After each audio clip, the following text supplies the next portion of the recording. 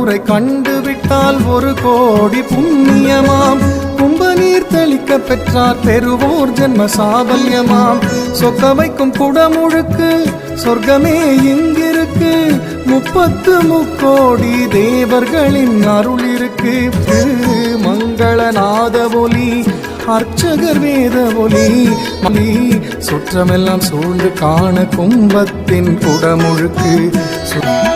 தீர்த்தத்தில் பல நதியின் ஆவாகன பலன் இருக்கு. தோற்றத்தில் கோபுரத்தின் கம்பீர அழகிருக்கு. சிம்மத்தில் அம்பாளின் அழகான கொலுவிருக்கு.